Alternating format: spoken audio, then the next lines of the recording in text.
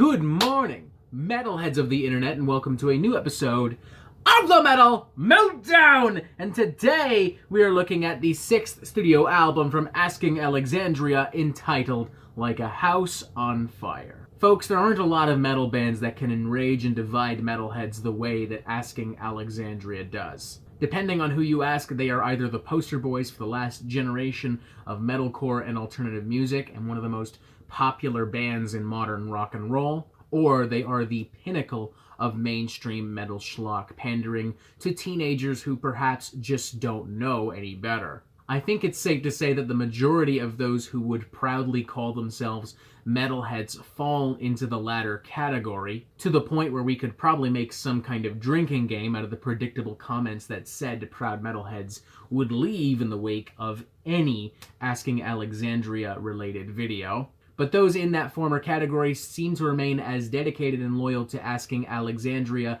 now as they were back in Asking Alexandria's most fervent years, even despite the band struggling internally and publicly, forcing them to descend into mediocrity through their self-titled record, Asking Alexandria, and through The Black, the band's lone record with one Dennis Stroff. It's damn impressive, to say the least. Say whatever you will about Asking Alexandria's music, but don't knock their resolve or the resolve of the fans. Because if they truly were impassioned about this sound, both of them probably would have actually given up years ago. And that brings us now to Like a House on Fire, a record that was paved through the experiences and mistakes of those aforementioned records, as well as From Death to Destiny and the short-lived We Are Harlot project.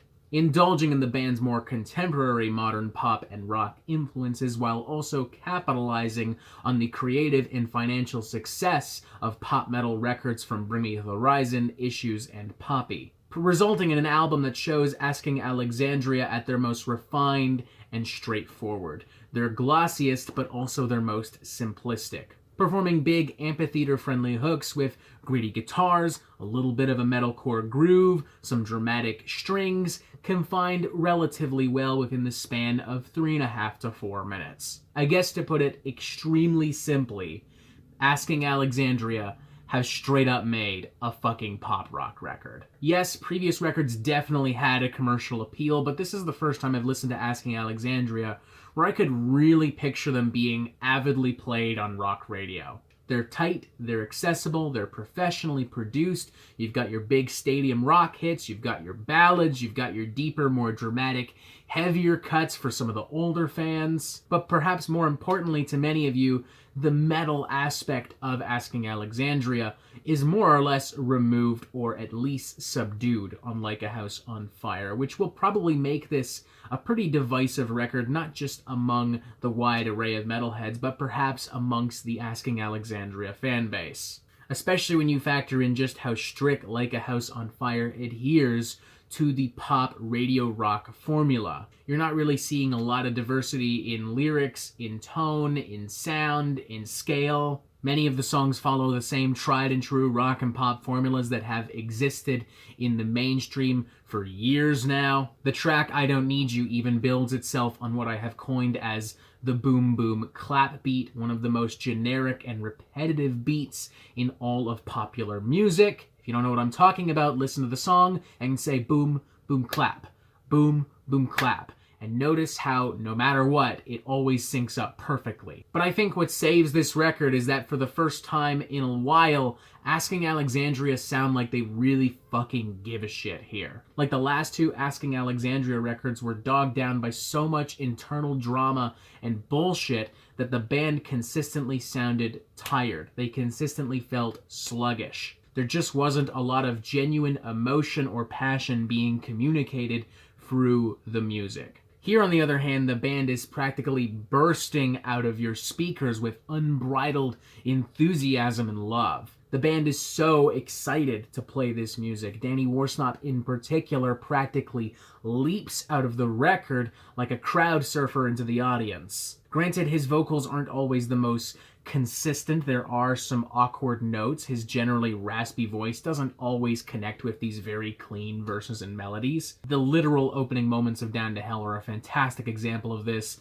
He sounds like Vince Neil choking on a pack of cigarettes. But even so, most of the hooks and melodies on this are still performed with a lot of care and passion, and occasionally the band does actually try to implement Danny's raspier tones directly into the sound. Take, for instance, a track like Take Some Time, which even seems to borrow a little bit of the Canadian boogie from Monster Truck, or a track like One Turns to None, which channels a little bit of the moodier, brooding energies from the Pretty Reckless with some plucked strings in the background, giving it a little bit of a sinister ambiance. Or on a track like The Violence, which initially carries this kind of flexible, bluesy pop verse before blossoming into something a lot more explosive, a lot more mechanical, a lot more confrontational, particularly on Danny's end. Definitely one of the heavier tracks on this sonically. I think older Asking Alexandria fans are really going to appreciate that, especially. And even when the album strays away from that rasp and settles into more emotional notes, I didn't really mind it that much. I weirdly found myself enjoying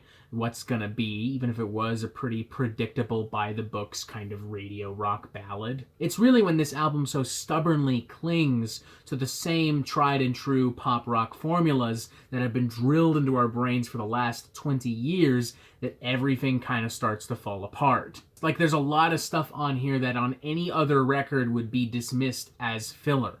But we can't do that here because it makes up the bulk of the record. Take, for instance, opening track House on Fire, a cut so bland, so predictable, that I found myself immediately skipping it on repeat listens. That's never a good thing when you're skipping the first track on the fucking record, folks. It's not a good sign at all. And while the band is noticeably felt in the sound, their impact is lessened a touch thanks to a very compressed sound mix that holds back the guitars and forces things to bleed into static and noise. It becomes especially irritating when Asking Alexandria influence whatever metal influence they have left back into the sound, as these triumphant metallic guitars suddenly sound like a bunch of broken chainsaws. And not in a cool, primitive Swedish death metal kind of way, more like an Uncle Buck is trying to cut down a tree and he doesn't fucking know what he's doing kind of way. Despite my praise, I'd probably still give this a 2 out of 5.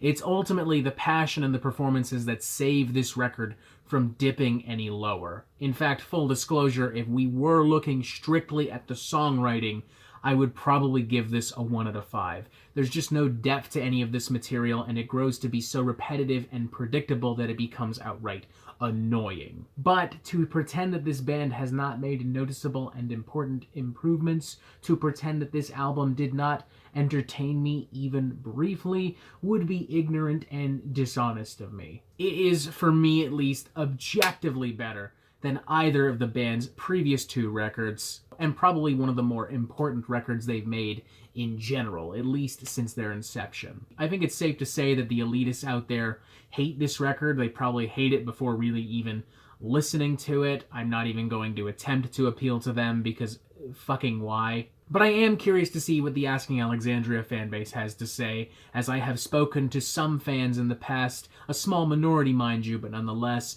who felt disenchanted by albums like From Death to Destiny, where the band really began to indulge in more contemporary rock and pop influences. I feel as if the album will still be positively received, but nonetheless, I'm curious. And for the first time ever, I'm also a little curious to see where Asking Alexandria goes from here.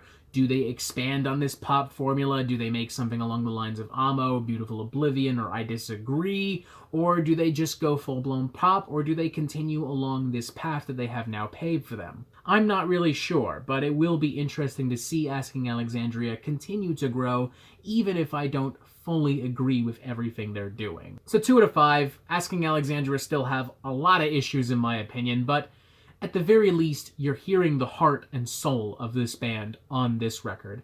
And for many people, that's all they're really gonna need. And that is it for the Metal Meltdown. I'm not an expert, nor do I claim to be, so what do you think?